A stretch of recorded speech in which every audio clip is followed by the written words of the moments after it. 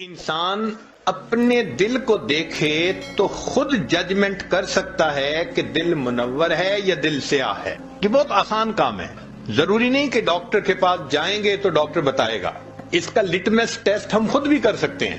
مثلا دل سیاہ ہونے کی علامتیں: پہلی بات، گناہ کی جھجک ختم ہو جاتی ہے.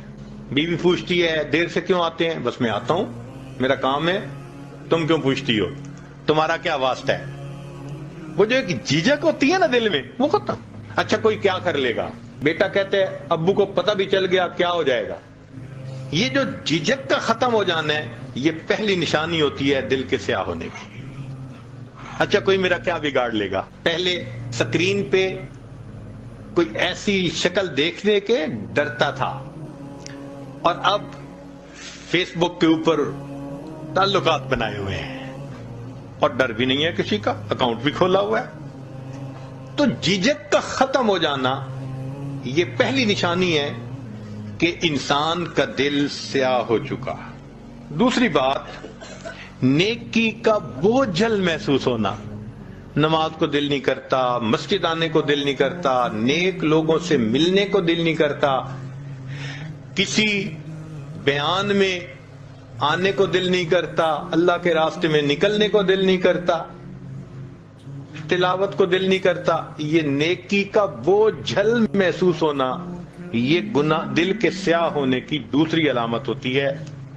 اور تیسری بات کہ اگر کوئی سمجھائے تو سمجھانے والا بڑا برا لگتا ہے. میں اسے سمجھوں ہوں دشمن جو مجھے سمجھائے ہے. کہتے مجھے سمجھاتے کیوں ہیں؟ ماں باپ کیوں سمجھاتے ہیں؟ خاوند کہتے ہیں بیوی کیوں مجھے ہر وقت یہ باتیں کرتی رہتی ہے؟ بیوی کہتی ہے خاوند مجھے کیوں سمجھاتا ہے؟ بھئی جو سمجھا رہا ہے وہ تو خیر خواہ ہے، مگر دل جب سیاہ ہوتا ہے تو خیر خواہ بدخواہ نظر آ رہا ہوتا ہے. تو یہ تین علامات ہیں دل کے سیاہ ہونے کی، اور تین ہی علامات ہیں دل کے منور ہونے کی. پہلی علامت چہرے پہ نور ہونا. جو نیکی کرے گا اللہ تعالیٰ اس کی نیکی کا نور اس کے چہرے پہ سجا دے. چہرے کو دیکھ کے سکون ہوتا ہے، چہرے کو دیکھ کے اللہ یاد آتا ہے. یہ اللہ والوں کے چہرے اس بات کی علامت ہوتے ہیں. فرمایا میرے بندے جتنا چاہے چھپ کر میری عبادت کر، میں تیری عبادت کے نور کو تیرے چہرے پہ سجا دوں گا. یہ اللہ نے میک اپ کر دیا ہوتا ہے ان کا. آپ کبھی کمپیئر کریں نا اللہ والوں کے چہروں کو اور دوسری طرف جو سٹار کہلاتے ہیں، ادھر ادھر سکرینوں پہ تماشے کرتے ہیں، ناچتے پھرتے ہیں، ان کے چہرے پہ دیکھیں کہ کتنی ظلمت ہوتی ہے، اور ان اللہ والوں کے چہروں کے سکون کو بھی ذرا دیکھا کریں. فرق واضح نظر آتا ہے. چہرے پہ نور ہونا، اور دوسری بات ان کے دل میں سرور ہوتا ہے. جو حالات بھی ہوں، پریشانی کے ہیں، مشکل کے ہیں، دل پرسکون ہوتا ہے، دل میں سرور ہوتا ہے.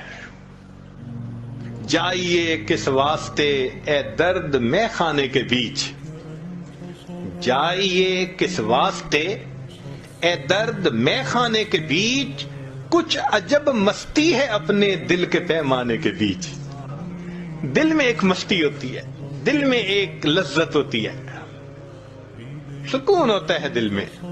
تو چہرے پہ نور ہونا، دل میں سرور ہونا، اور تیسری بات کاموں میں اللہ کی مدد ہونا. جو کام کرنا ہوتا ہے اللہ کڑیاں جوڑتے ہیں، خود بخود قدرت کی طرف سے سبب بنتے چلے جاتے ہیں. اللہ تعالیٰ ان کو دنیا کے معاملات میں الجھنے نہیں دیتے، ان کے کام سنوار دیتے ہیں، نکال دیتے ہیں.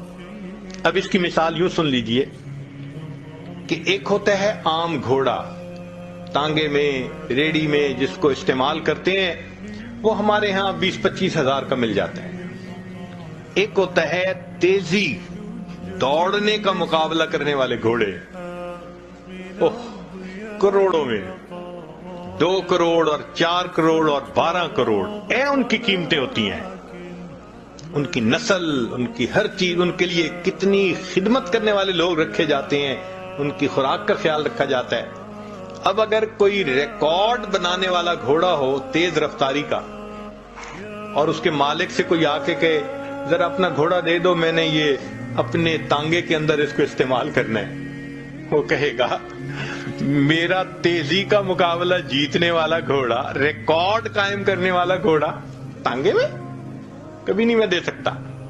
جس طرح اللہ تعالیٰ تیزی کا مقابلہ جیتنے والے گھوڑے کو دنیا کا مالک گدے گاڑی میں باندھنا پسند نہیں کرتا، اللہ تعالیٰ بھی دین کا کام کرنے والے اپنے بندوں کو دنیا کی گدے گاڑی میں باندھنا پسند ہی نہیں فرماتا۔ پھر کوئی دنیا کے معاملات ہوتے ہیں، اللہ سمیٹ دیتے ہیں، اللہ سمیٹ دیتے ہیں، یہ تو میرا بھاگنے والا گھوڑا ہے، یہ تو میرا دین کا کام کرنے والا، یہ تو نیکی عبادت کرنے والا میرا بندہ ہے، کیوں اس کو میں دنیا کے معاملات میں الجھاؤں؟